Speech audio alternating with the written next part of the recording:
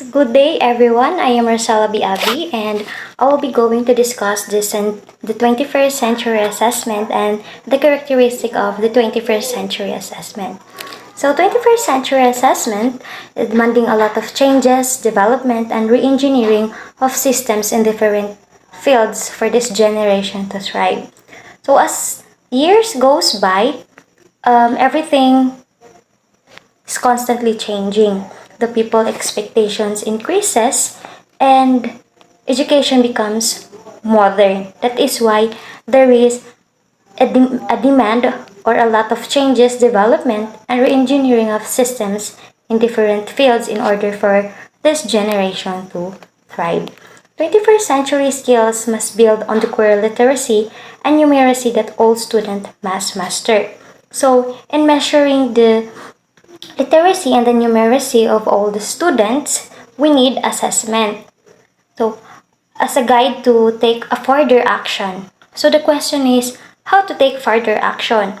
So, it is the educators that will focus on how to teach it, and how to assess it in order for the student to think critically, communicate and collaborate effectively, and work globally to be productive, accountable citizens, and leaders.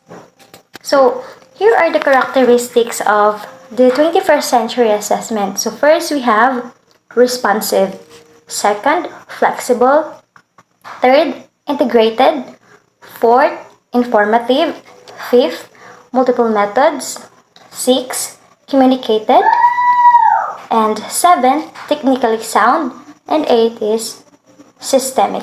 So first, we have responsive.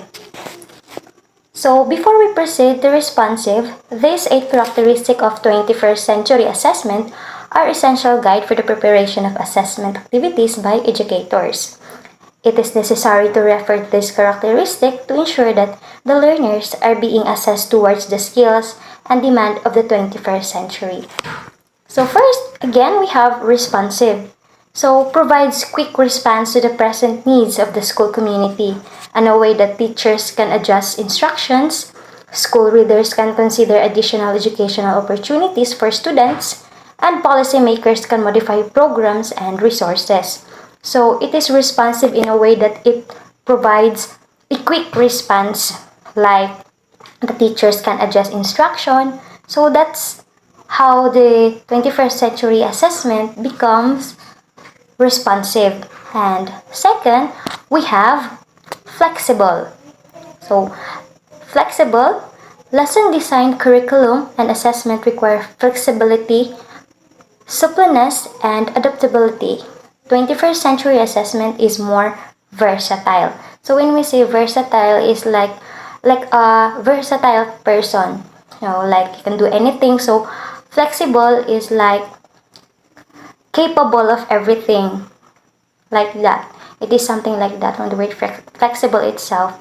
So it fit from everything or almost everything. So third, we have integrated. Assessment are to be incorporated into day-to-day practice rather than as add-ons at the end of instruction or during a single specified week of the school calendar. So from the word integrated itself, so it is incorporated into day-to-day practice instead of as add-ons or at the end of an instruction. So that is one of the characteristics of 21st century assessment is integrated. And fourth, we have informative. So 21st century goals and objectives are clearly stated and explicitly taught students display their range of emerging knowledge and skills. Also guide students toward achievements of targets. So from the word informative, so it consists of a lot of information that is stated and explicitly taught. So that is the characteristic of the 21st century, informative. And fifth, we have multiple methods. An assessment continuum that includes a spectrum of strategies in the norm or the standard. Students demonstrate knowledge and skills through relevant tasks, projects, and performances. Authentic performances-based assessment is emphasized. There is a recognition of an appreciation for the process or product of learning. So, from the word multiple methods, from the word multiple, so it is not just only one. It is more than one since it is multiple. So, what makes it multiple? It is that it has a lot of methods like giving projects, relevant tasks, and performances. So, there are a lot of methods to give such an assessment for a student. And there is a recognition of appreciation for the process and the product of learning. So, like for example, a student made a project and the teacher made a comment or something like, "Oh, Zom, you did a great job." So that is an example of an appreciation for the process and the product of learning, which is the project of the student. And next is we have technically sound. Adjustment and accommodations are made in the assessment process to meet the student needs and the fairness. Students demonstrate what they know and how they can apply that knowledge in ways that are relevant and appropriate for them. So, from the word technically sound, from the word technical, it should be valid, to be valid, and to be reliable. Yes, to be valid and to be reliable. That is what makes the 21st century assessment technically sound. And next is we have communicated. Communication of assessment data is clear and transparent for all stakeholders. Students received a routine feedback on their progress and parents are kept informed through access to visible progress reports and assessment of data. So communicated, like for example, is report card that the parents and the teachers are communicating with each other to monitor the progress of the students and every assessment that are made. So that is one of the characteristics of the 21st century, which is the communicated. From the word commu means communication. So that's it, the communication between the parents, the teachers, and the student. Next is the last but not the least, systemic. 21st century assessment is part of a comprehensive and well-aligned assessment system that is balanced and inclusive of all students, constituents, and stakeholders and designed to support improvement at all levels. So that's it for systemic, and it is very understandable. So I wouldn't explain it further. So that's all for my assigned topic. And I will give the screen to the next reporter. That's all, and thank you. Instructional decision in assessment. The major objective of educational assessment is to have a holistic appraisal of a learner, his or her environment, and accomplishments. Educational assessment measures the knowledge and skills of the learner at any planned point in time. Educational assessment provides data and evidence on how effective curricular and educational practices support learning, whereby what is taught and learned becomes the driver of policy rather than the other way around. We may look at them as a process to ensure we are achieving what is intended. Assessment is constantly taking place in educational settings. Decisions are made on concept or subject matter and particular objectives, the type of students and faculty morale and satisfaction, as well as the extent to which student performances reach the standard or produce the intended outcomes. At many stages of the technology learning process, assessments can be utilized as a basis for decision making. This table depicts the different phases of the teaching learning process and how and what decisions are made by the teachers. Now, there are 3 phases of teaching. First, the planning stage for teaching. Good planning makes the work of a teacher easier, more functional, and more successful. In this phase, there are two major steps. 1. Some sort of goals or objectives must be established. 2. Find ways and means to put these goals into action. Second phase is during teaching. This phase focuses on carrying out the plans made in the first phase. Through various teaching modes, teachers provide students with a learning experience. Everything will take place in a specific learning environment. The primary goal of this phase of teaching is to promote positive interaction between the teacher and the students. So, whether it's a classroom, library, or laboratory, the teacher has already planned and designed the teaching environment. Providing academic explanations, asking questions, eliciting student responses, and providing guidance are some examples of this interactive phase. Lastly, after the teaching segment, it is the final stage of teaching. This phase occurs after the teacher has completed the classroom session and has taken a step back to evaluate the entire process. It includes activities such as quizzes, assessments, instructional situations, and observing student reactions, as well as summarizing the teaching session. The teacher will ask the students a few questions to assess their knowledge achievement. The list of possible decisions and information sources that might be utilized as input in the decision-making process is not exhaustive. More can be added as a result of teaching learning observations and experiences gained during field study and observation courses. The sources of information suggested for decision-making are not confined to a single option. If necessary, a combination of two or more may be employed to make the decision-making process as sound as possible.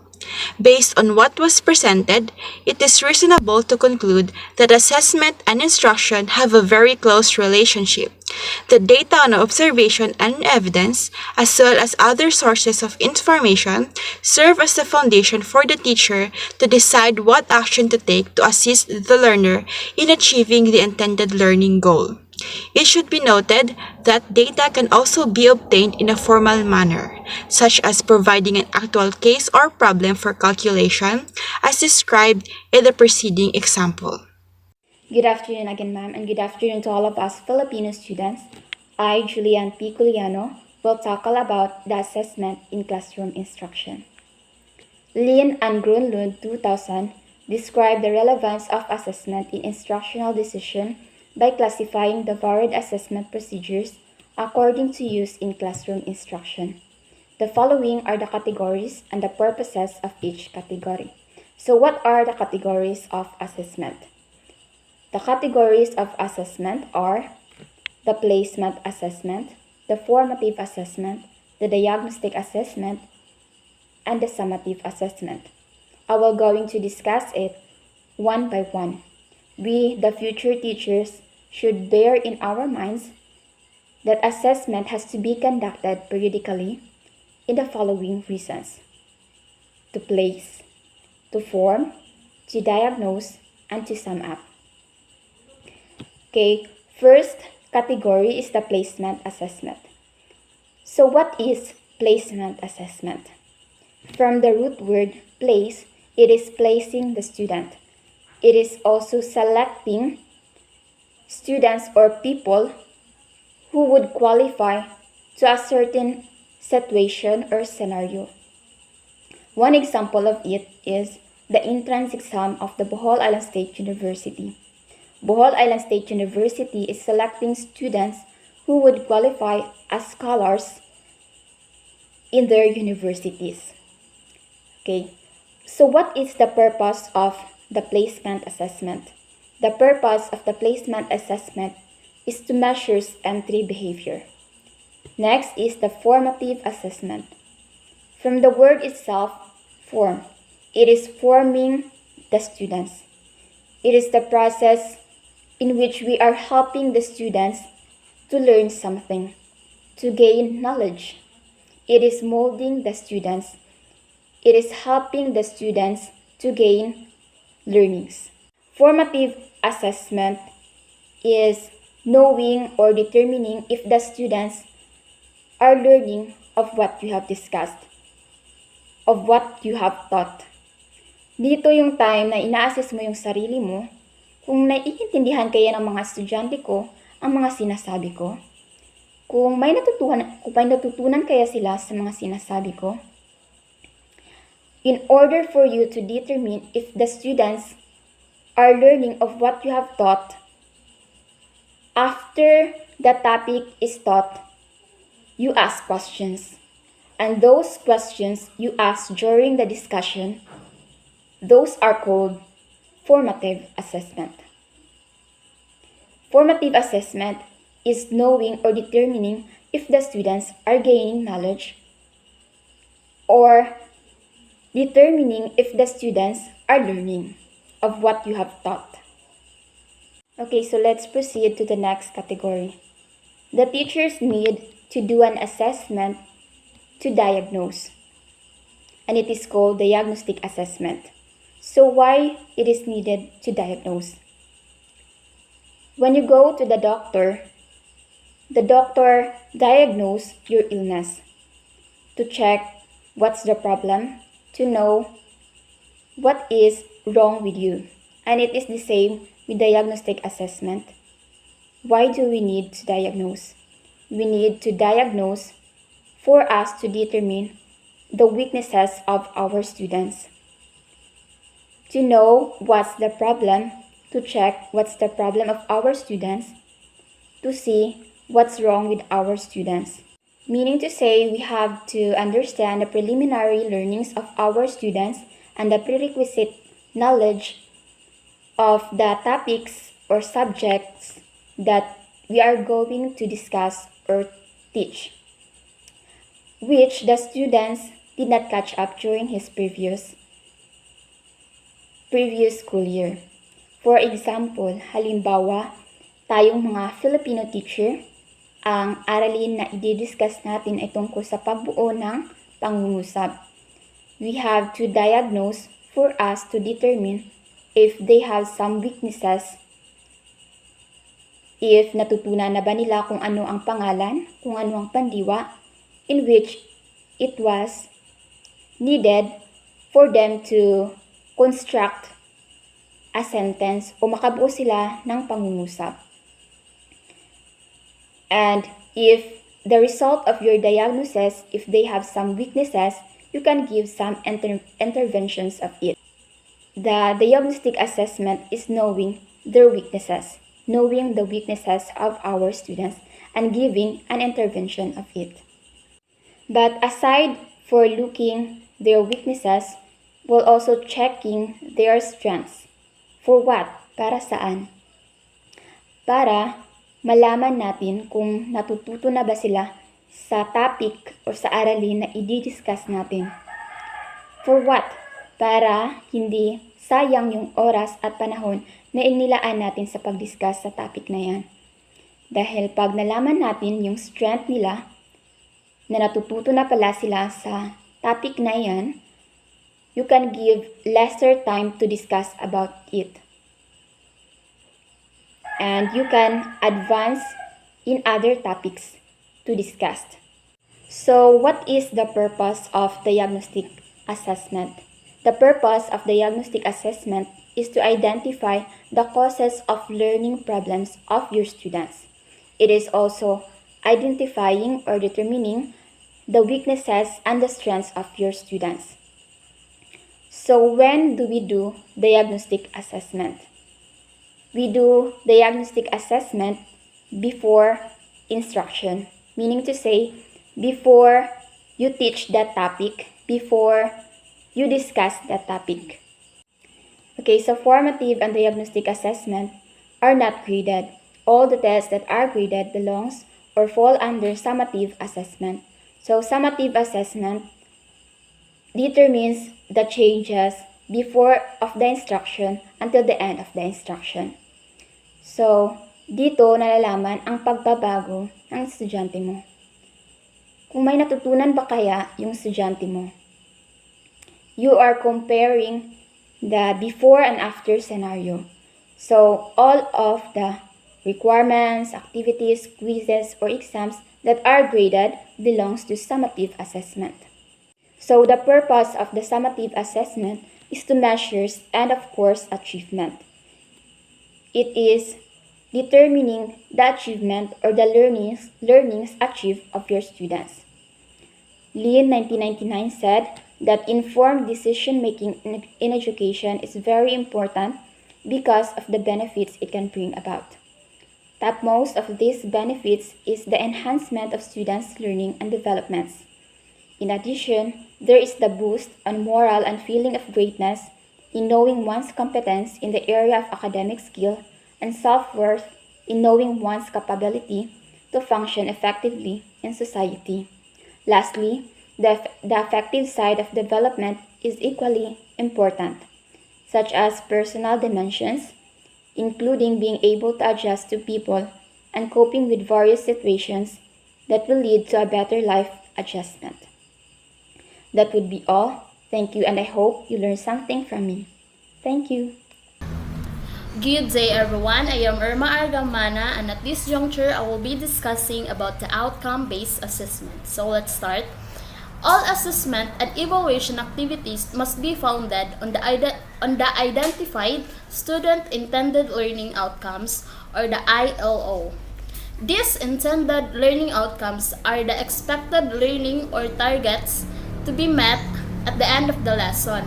So here, it is important that teachers have to clarify the objectives at the start of the lesson so that learners are aware, which makes it easier to meet those goals successfully and for an effective teaching learning process. Next, we have the student learning outcome. Student learning outcome is the totality of accumulated knowledge, skills, and attitudes that students develop during a course of study, and this serves as the basis for assessing the extent of learning in an outcome-based education, or the OBE. In simple words, student learning outcome are the overall learning that the students get, may it be in terms of knowledge, skills, attitude, and etc. Of course, the activities must be aligned with the expected outcomes. Next, we have the sources of student expected learning outcome. Outcomes for every lesson are expected to be defined and clarified by the teacher at the start of the course or learning activities. As I said earlier, targets must be clarified by the teacher at the start of the lesson for the students to be guided. So we have here the following factors that needs to be considered in crafting the student expected learning outcome. First, the mission statement of the school. Expected learning outcome must be aligned with the mission of the school. For example, one of the school's mission is to provide quality education and sustainable development. Then, the activities must cater such mission statement. Second, mandated policies on competencies and standards issued by government education agencies. Learning outcomes can also be sourced out by the government agencies like the Commission on Higher Education for Colleges and the DepEd, or the Department of Education. These agencies have set competencies for learning. Third, we have the competencies expected by different professions, business, and industry. So different profession or industry have different knowledge and skills to be mastered. So each competency must be aligned to the field of work. Fourth, another source of crafting learning outcome is the development plan and goals, as well as the current thrust of both the national and local government. It is necessary that objectives are up to date or is flexible in the current situation of the county, so that gaps would be filled. Fifth, current global trends and development so that graduates can compete globally. Being globally competitive today requires developing global competence, equipping students with hard skills to compete in a global job. Sixth, general 21st century skills focusing on the following: oral and written communication, quantitative reasoning ability together with scientific methodology. Next, analyzing, synthesizing, and developing creative solutions. Use of technology. As we all know, technology is very rampant today, so might as well make use of it in learning. And lastly, the information literacy. Examples of this includes planning, searching, like searching for information, searching in the web, which is common nowadays. In just one click, information are flooded. And evaluation for suitability and reliability of information or source. So let's proceed to the characteristics of good learning outcome. First, we have very specific and use verbs that makes expectations clear. So by being very specific, students are informed of the standards by which they will be assessed and ensures that the goals are aligned. Second, focus on the learner rather than explaining what the instructor will do in the course. So good learning outcomes describe the knowledge or skills that the students will employ and help the learner understand why those knowledge and skills are useful to their future. Third, are realistic. All passing students should be able to demonstrate the knowledge and skills so that we will know that they really learned, and in this way, learning outcomes establish standards for the course. Fourth, focus on the application and integration of acquired knowledge and skills.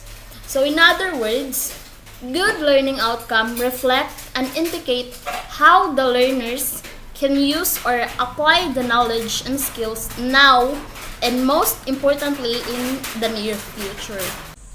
So fifth, good learning outcomes prepare students for assessment and help them feel engaged by the evaluation process. With this, learners should feel welcome and they are part of the evaluation. At the same time, equip them with skills and knowledge, and there should be an assessment as well. Sixth, offer a timeline for completion of the desired learning. So here, it is important to have a timeline on how much hours, days, or even weeks a particular lesson should be undertaken so that the other lessons won't be compromised and can be tackled, and this is for better time management as well. So that's all for the 21st century assessment. I hope you learned something and thank you for listening.